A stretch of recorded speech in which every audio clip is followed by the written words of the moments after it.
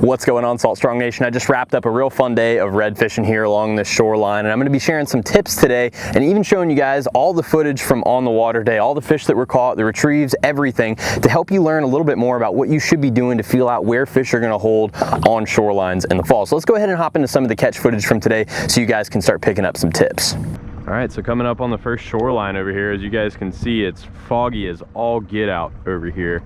But that's going to be good for topwater, because as this rides on the surface, those fish are looking up at it, and it's going to be really easy for them to see good texture on the water for that splash to make a really good effect, but also not to be too loud. You can see that there is a little bit of ripple. I don't like fishing super glass calm with topwater because it definitely can scare fish, but this is just absolutely optimal conditions for topwater. I'll probably be able to fish this topwater real late into the day today with all this fog. Oh, we've already got something behind it. Already got something behind it. Let's see if it wants to take me up. Yeah, there was definitely something following that. Oh man, we're about to get into some good fish here.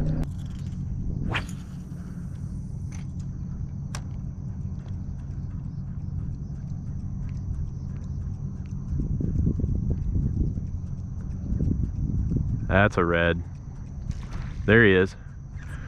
Didn't get it. Daggone it.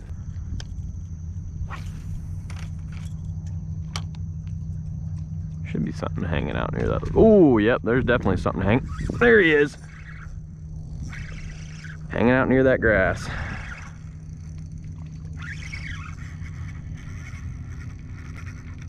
All right. I'm gonna put myself in reverse because I'm pretty sure there's more over there. They get real competitive when they're in shallow water and they're in big groups like this. Any kind of little structure along a shoreline, you guys saw he was sitting right on that grass. Exactly where you expect him to be. This is a solid little fish right here. All right, calm it down, calm it down. Oh, I just realized I don't have a landing net. This will be fun. Oh, he's taking me under the boat. He's under my prop. Oh, come on, goober.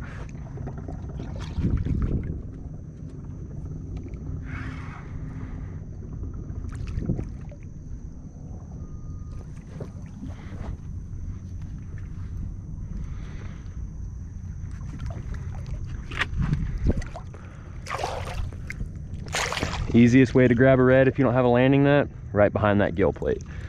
You get pretty good control of them there. It's a solid red at sunrise on a real foggy morning. Nice topwater. Again, these single inlines are great, man. Had a good hold of that fish.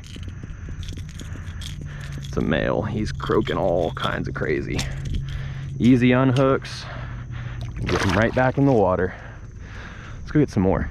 All right, so that's one red right there. I'm gonna keep punching along these little islands here along the shoreline. I mean, they are up tight because it is, I mean, these water levels, it's usually dry right here. When you get a big rain or you just have real high water levels as opposed to what you're usually dealing with. Oh yeah, there's one right there. Can't keep it though. But when you get really high water levels, these fish, they push real close to shorelines. It's real easy for them to get up into areas they've never been, pin bait up against a shoreline or some little piece of grass island like that, or the one that I just caught that red on. And they'll move and just ambush bait on these points. If you've got any kind of, you know, increased water level, those fish want to go check out some new hunting grounds. Oh, just like that. Oh, he pulled it. Pulled it. That stinks, man. So I'm out of the shallows, as you guys can see. I think a lot of these fish are moving off the bank. We've got a pretty good outgoing tide today. Sun's a little bit further up than it was first thing this morning when I was getting a ton of those blow-ups. And I think these fish are just gonna prefer to be in some slightly deeper water.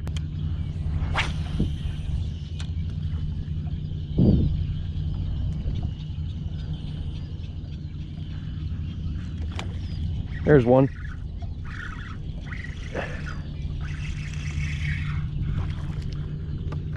Little guy. Yeah, I think a lot of these fish are starting to move out of the shallows. As you guys can see, I'm not throwing a topwater anymore. As it started to kind of warm up, sun's gotten a little bit higher. I think these fish are kind of going into these potholes further off the shoreline. Bait's moving out with this outgoing tide. You guys can see sun's higher, but I think it's a little too high for topwater. And for this slightly deeper water, the reds might not be willing to go up and chase that plug down. So I'm gonna keep working through these potholes with this paddle tail and see if I can't find some more fish.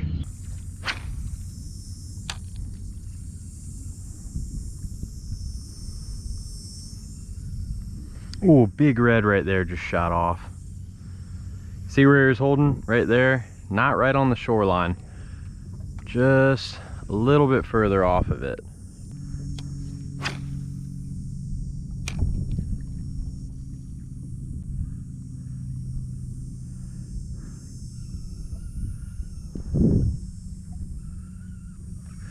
There's one.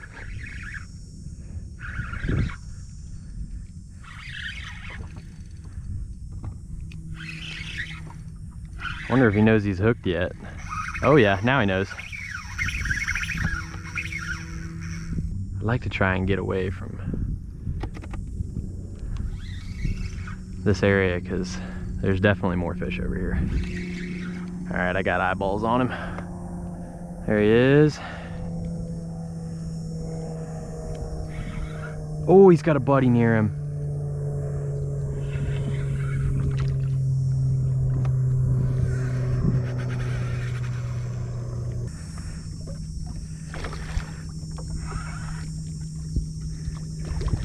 All right, let's get this guy landed. It's a good one. Last one got off before I could show you guys. So let's make sure I get this guy in. Very nice red. Chunky, chunky, chunky red on that slam shady. Perfect fish. That's what you like to see.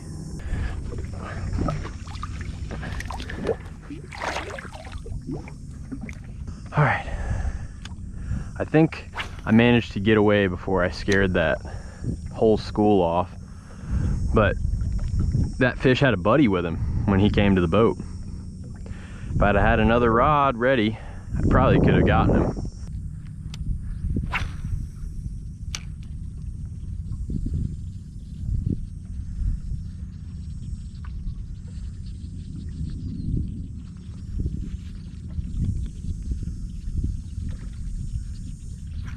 There's one. Hit while I was messing with my camera. I think I got that strike though. I think I got a good hook set on him. Doesn't feel as big of a fish. Oh, he's got others with him too, man. Other fish with him too.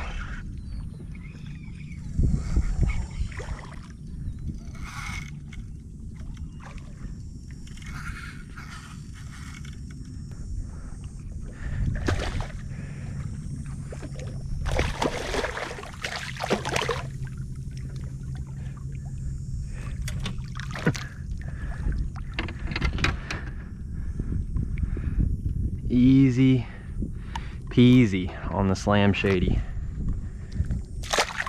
Back he goes.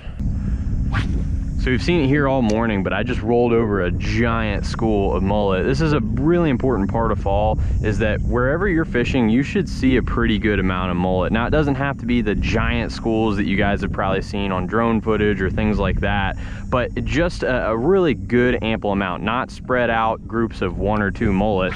You want to have a good cluster of them along a shoreline or, you know, working a flat, things like that, because those redfish are going to stick close by to that easy source of food in the fall. It's not like summertime or wintertime where bait can be a little bit difficult to find in ample amounts. These fish, they're really sticking close to these big bait schools because they can source food from them for months. It's something that I make sure that I have at a spot when I go to it. You know, birds are always a great thing to look for, and we've seen a bunch of them wading the shoreline today. Even a couple working over some of these mullet schools where we found some of these reds. But just kind of moving with the mullet school, as you guys see, you know, we're a lot further off the shoreline than when we started, and that's a big part of this, is you need to not stick in one spot. Oh man, that was a bite right there. Don't stick in one spot the whole day. Make sure that you're moving with that tide and you're moving with, you know, how high up the sun is, because it's gonna warm that water and it's gonna move these fish.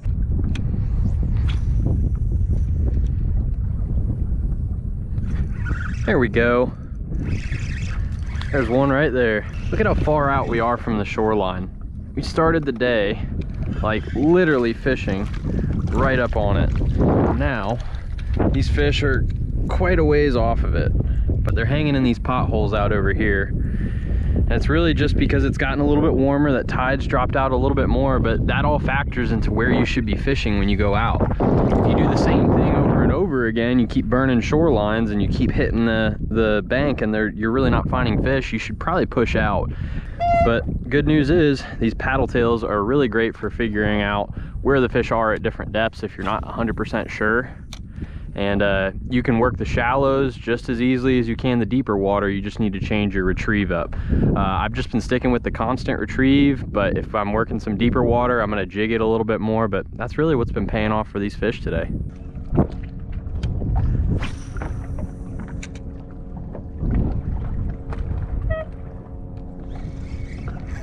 There we go.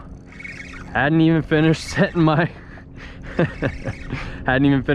trolling motor to hit this drift over these potholes. Again, we're pretty far out from the shoreline, but these fish seem to be liking the slightly deeper water. I'd like to get into some of those larger reds that I found earlier.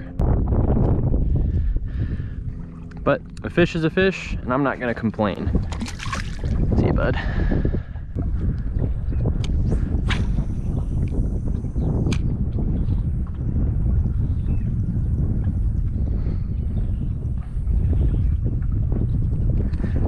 There we go. That's a good one. Again, pretty far from the shoreline. Oh yeah, solid fish. It's moving back to get a drift set to go right along this line of potholes, and that red was sitting in just about the first one. Man, and it is like noon now. It is the middle of the day. That's what I love about fall. You get these fish, they'll eat pretty much all day. But I'm starting to get hungry myself. This will likely be my last fish. I need to go get some lunch.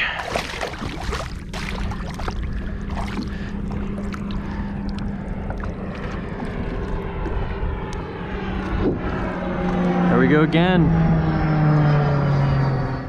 So I hope you guys enjoyed the footage from today. If you have any questions, please leave them in the comment section below. And if you're new to Salt Strong, just know that we're the best online fishing club in America, because we literally guarantee we're gonna help you catch more redfish, more sea trout, more snook, and more flounder. There's nothing else like it, and we actually guarantee we're gonna help you save time and money while helping you catch more fish. And we do this with our premium education, our private insider club, and the best discounts on all the saltwater fishing tackle you need. So please join us in the Salt Strong Insider Club, and we're looking forward to having you in the family soon.